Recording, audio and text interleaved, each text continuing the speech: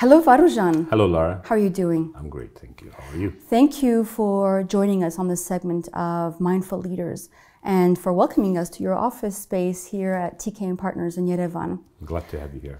Thank you. So you are managing partner here at TK Partners since 2018, more or less. Prior to that, you were General Counsel and Head of Legal Department at Armenia's Central Bank. I was. You've held various different positions prior to that. You've authored and co-authored numerous articles and legal documents related to the financial regulation of Armenia, whether it's private transactions or just primarily related to the financial markets. And it's interesting, you have two LL.M degrees. Yeah. One from Boston University and the other one from Harvard Kennedy School. Well, the Harvard Kennedy one is not an LL.M degree. It's a MPA degree, Master's in Public Administration, but I have another LL.M from University of Leicester. Okay, so 3 degrees there, obviously. Yeah. All from the US? No, 2 from the US and 1 from the UK. Right. What's interesting is up until very recently, you were the executive director, actually founder and executive director of the Insurance Foundation for Servicemen, or what we call 1000 Plus or Hazar Plus. That was something that you had established back in 2016 after the 4-day war, and the intention was to actually provide financial stability to Armenian soldiers and their families. So you have a wide array of experiences. Tell me, what does it take to acquire leadership success based on your experience and based on your opinion? That's a tough question. First of all, welcome. Welcome to our law firm. Really, it's a tough question, so I'm not sure how to approach it. I don't think there is one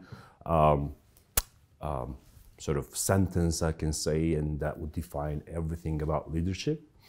But if I try to sort of concentrate my mind on it, I think leadership is about helping people to adapt to the changing realities. That's all leadership is about. Because we constantly live in environments that are changing, that are constantly changing. And people get used to those changes and they resist to adapt. Because ways of doing business become familiar and we become proficient in what we do. And when the environment changes, it's tough to make the decision for everyone. So people, teams, communities, they resist to those changes. Take COVID, for example. We're seeing huge changes all over the world, both in the corporate world, financial world, communities. Many things are changing. So the question is how ready we are to adapt to the changes. Those who are ready, those who adapt, they'll survive. And those who don't, they'll eventually phase out. So that's the biggest challenge that humanity faces, I believe. And leadership is often associated with being the most powerful one, the wise guide or the alpha male or the female. But I don't think leadership is about that.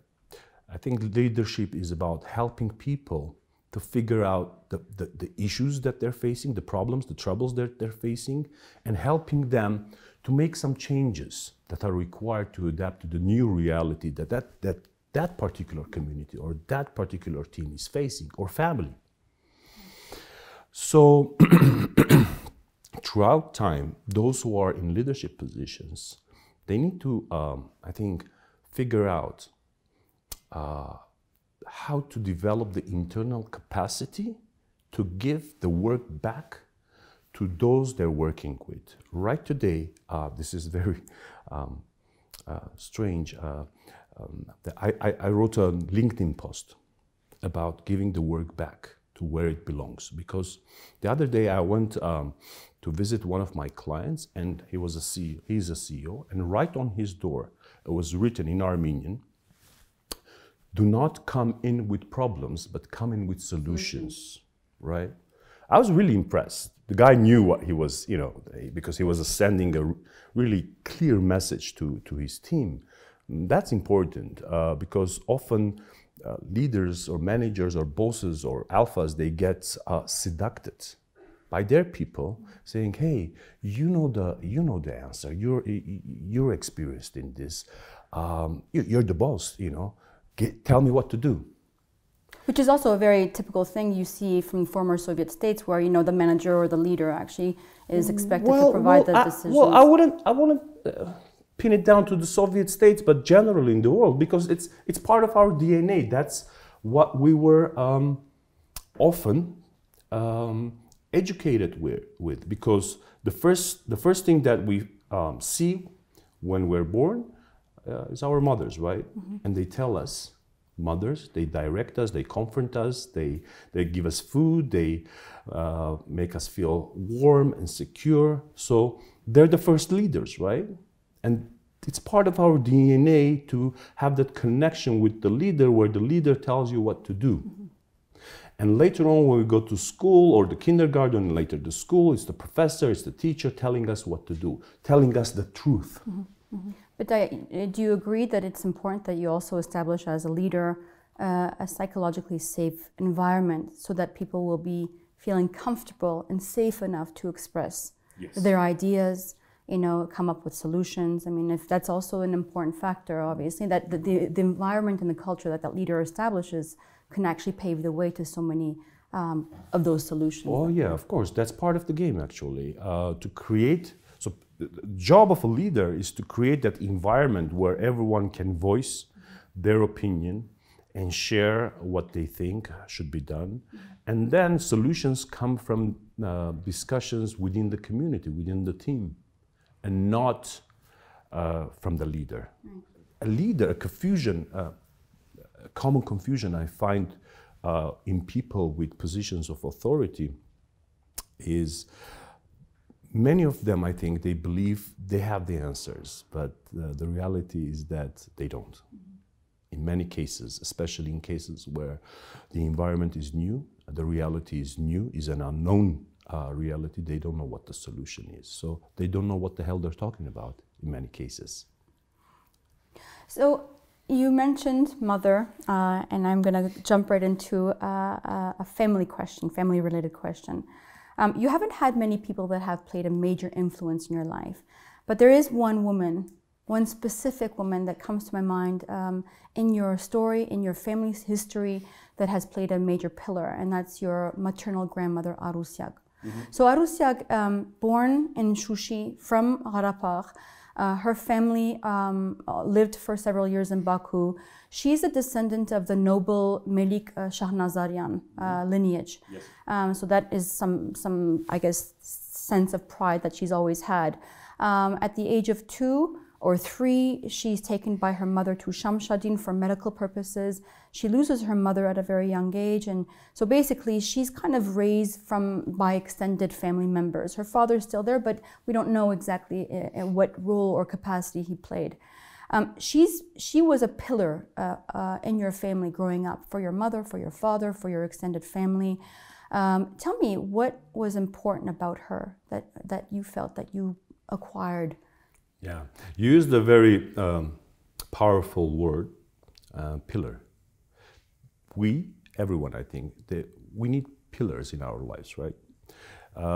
These are important to build the foundations of who we are. And yes, Artsakh played a very important role in my life by being a pillar, by transferring that wisdom of coming from thousands of years from my family to me.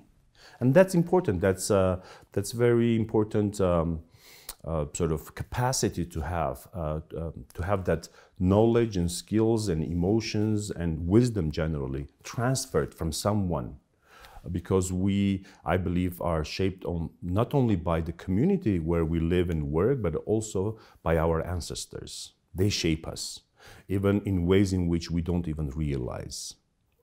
So the tough challenge for anyone, I believe, is to figure out those capacities that were transferred from our ancestors, and figure out how they might help us or hinder us from being good citizens, for being good leaders in our communities, for establishing families and living our lives, because that's exactly what we might try to do for our future generations, right? That's important. Because I come from the financial world, I believe it is very important, and that's one of the reasons actually I initiated that the creation of the 1000 Plus Foundation, or the Insurance Foundation for Servicemen Foundation, because I believe it is very important for families, for communities, for countries to accumulate wealth. And when I say accumulate wealth, I don't mean only financial wealth, but also emotional and intelligence, dignity, history, and yes, of course, financial health.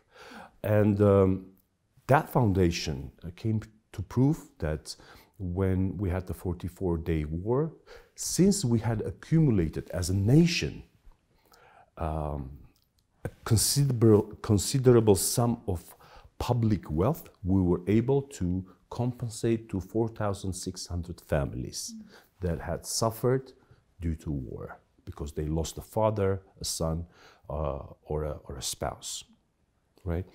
So accumulation of wealth, I believe, is very important. And that's how I'm trying to connect my ancestry to the things I'm trying, or I've been trying to do. You're becoming more self-aware about that. Yes, Yes. yes. I want to also point out that from your father's side, you also have a very interesting history. Your father, Hagop, is from Lebanon. He's a Lebanese Armenian. And his father, I'll focus on his father, Daniel, who's from Adana. And a very interesting story here is that during the Armenian genocide in 1915, he's the only surviving person. But your grandfather, Daniel, is only 4 years old. Yes. I mean, a 4-year-old cannot articulate, express. I mean, we were talking about the motherly love and care. I mean, doesn't have anybody around him. And somehow the villagers, help him, and he gets to Beirut, Quarantina, where he is raised as an orphan, and he actually establishes his own family. So I'm just picturing how a 4-year-old, could actually go through this, and it's no wonder they have difficulties in terms of emotion and vulnerabilities, because they haven't had that attachment. They lost that attachment with their families, direct families, from a young age. So tell me how, from the very little information you have about Daniel and Cécile, your grandmother from your father's side, and how they made it, and how they became survivors of the genocide. Tell me, with the little information, how do you think the memories and these stories of your personal family have impacted you and your outlook in life? Yeah, that's a great question. A couple of messages that their story has given to me, Daniel's story has given to me. First, that often we'll find ourselves in deep trouble. And what trouble can be deeper than being a survivor of losing the whole family due to a genocide, right? So, but yes, often we'll find ourselves in deep trouble. Life is not all about the beautiful stuff or the pink stuff, as they call it. So that's one message. That's clear, loud and clear. And the second is the second message for me personally is about the need and the desire to survive, because his story is about survival, as many other Armenians who came to Lebanon, Syria, or other countries right after the 1915 genocide, or even before that or after that, right? So that's the message that Daniel has passed on to me, the message of survivor. He didn't go to school, he wasn't educated, but he always listened to Yerevan on the radio. He was a small shop owner, and that's how he managed to raise 4 children who became prominent members of the Diaspora community, or the community where he lived. So that's a story of survival. And the third is a story of motivation. How do you, I often hear this question, or when I interview people, and I've interviewed hundreds of people throughout my career, when someone tells me that I'm not motivated, I go like, really? What do you mean I'm not motivated? What or who should motivate you? I don't think there's anyone in the out there who can motivate you if you cannot motivate yourself. Yourself, I agree. So motivation comes from within. You need to motivate yourself, and to do that, you need to have the dream that you want to chase, you want to accomplish, and that's a very human story. So my grandfather Daniel has taught me this, that you need to motivate yourself. And throughout my career, I never, I think, waited for motivation to come from others. I always try to motivate myself. It's interesting you say that because while you're talking, I'm recalling you've had several offers, very prestigious job offers in the past that you declined. And so it means that you have a certain sense of understanding and assurance or awareness of what you know that can provide you from within a satisfaction. So it's not just a job title that they're offering you that looks very nice and beautiful that we can be attracted to. It's actually something that would provide you more, correct? Yes, yes, that's exactly.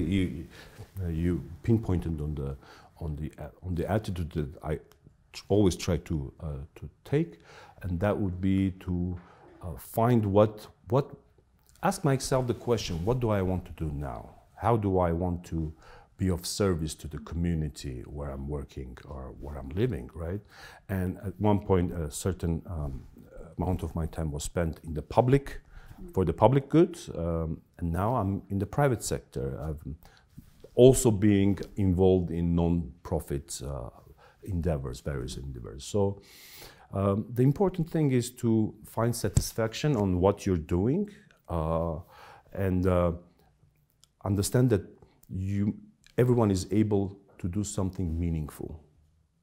I'm so glad you actually say that word, because the first thing also that comes to my mind is, you did this insurance foundation at a time in your life, you established it at a time in your life for the servicemen, when you were searching for a deep sense of purpose in your life. And you developed this, which became a very important initiative for the nation. Now, for instance, what gives you meaning in life? What is the sense of purpose for you now? Because you're no longer the executive director of the foundation. You developed it, you put the pillars where it needed to be, and you now transferred it over to the next subsequent leader to manage that. So what is now your purpose in life? So back in 2018, when I walked to this law firm, we were in a small office in another building. You're talking about TK and Partners. TK and Partners. Yeah. So when I walked in, we had 4 or 5 people. Now we're 25. So I told them, I said, guys, we are going to become a global law firm. And everyone laughed. They didn't believe you. They didn't believe. Now we're on that road. We're part of the Anderson Global team, and we're doing a lot of work. We're taking care of a lot of transactions which are cross-border, and we're reaching out to clients and helping clients not only in Armenia but elsewhere. Because being global is not having physical offices, but in the mindset. Can you serve your client somewhere else? Different culture. In another culture, maybe in the US, in Europe, in Russia, elsewhere, in the Middle East. We're doing a lot of work for Armenians from the Middle East and the Gulf, and helping them establishing businesses here or elsewhere, for example. It's in the mindsets, how you can approach your client and help them achieve their goals, achieve their business goals. So what gives meaning to my life is to make sure that TK & Partners is a global law firm, and not necessarily physically, but in action, in practice. And also to have to reform the law firm culture that we have in Armenia. The question that we ask is that, can we make sure that this firm is not about one person? This firm is about partnership. And lately we had 2 partners who had joined TK as interns back in the day, and now they became partners in December. So everyone here has an opportunity to has not only an opportunity, but a mission to become part of this business. This is how we measure their success, this is how the firm measures each and everyone's success, and equally. So I don't get measured differently than my colleague who's a junior associate here. You know, do you feel that the fact that you've lived in 3, 4 different countries during your childhood and even as a young adult professional, I mean, I'm thinking about apart from living in Armenia where you grew up, you also lived during the civil war in Lebanon. You lived in Cyprus where you were a student at Melkonian, the Armenian Melkonian famous school. You lived also several years in the US. I mean, how has this, you know, general international experience helped shape you, not just as a professional, but as a human being? For me personally, living in other cultures, in other communities, helped me find out that there might be other values other than those that I've been taught. And it is very important to appreciate the values that are out there in the world that we might be ignorant about. But don't you think that your diaspora background also helped with that? Because you're not just a local Armenian or from Artsakh, let's say. Definitely. So I have 3 bloods within me, right? The diaspora blood, lineage, the Artsakh, and the local Armenian from Kond. A very important point. A very important community for Yerevan, especially. So this exposure to various cultures, to various communities, to various values, makes the person stronger, makes the person more balanced. I think. I'm not talking about myself, but I'm talking about the team. Okay. So my advice or my suggestion to all my friends and colleagues would be to experience not only living, because some people might not be as fortunate as myself to live in other communities, but you can still experience by talking to people, by interacting with other communities, by maybe visiting them, reading their literature and exploring their art, etc., to get yourself familiar with what's out there in the world, because all these cultures, they bring in something very important that makes you a more balanced, accomplished, and knowledgeable person.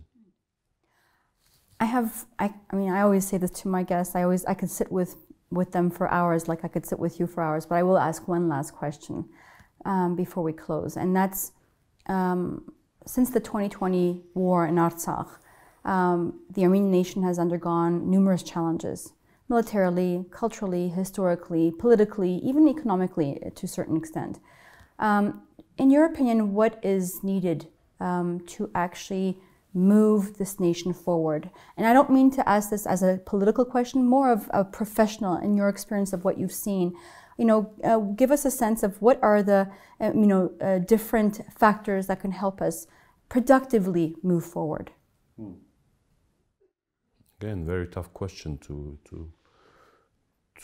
work with, but what I found out is that unfortunately in our culture we don't have the habit of debriefing. Okay. Debriefing is a very important tool. I know this might sound very technical, but I want to be technical. So how do you debrief of what happened? Where did you go wrong?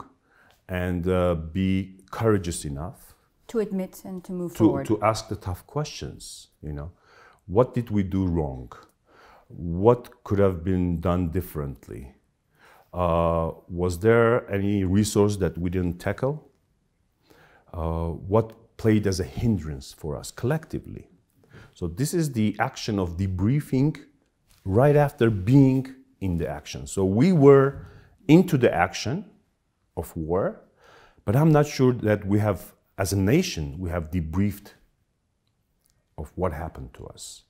And still we're lingering with the past. And this is true not only for this war, but this is true also for other catastrophes that took place, that happened to us. And I'm talking about the earthquake of 1988, I'm talking about the genocide of 1915 and before.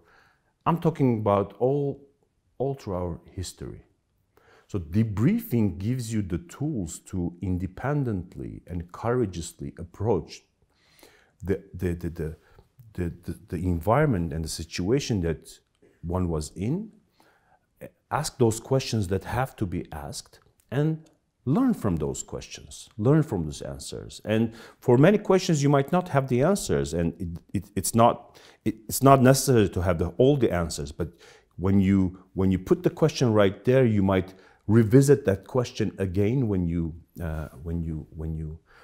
face a similar challenge. So my desire would be that we learn as a nation to debrief of what happened.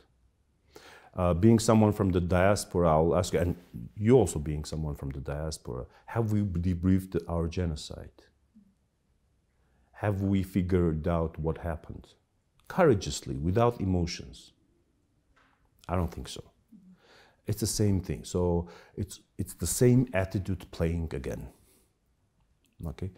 And there's a strong connection, I believe, between the 1915 genocide, the earthquake, and all the other calamities that happened to our nation. So that would be my desire. Very interesting. Varoujan Avedikian, it's always a pleasure to talk to you. It was my pleasure and honor to be with you. Thank you so much for taking the time to be with us. Thank you so much, Lara. Thank you. Thank you.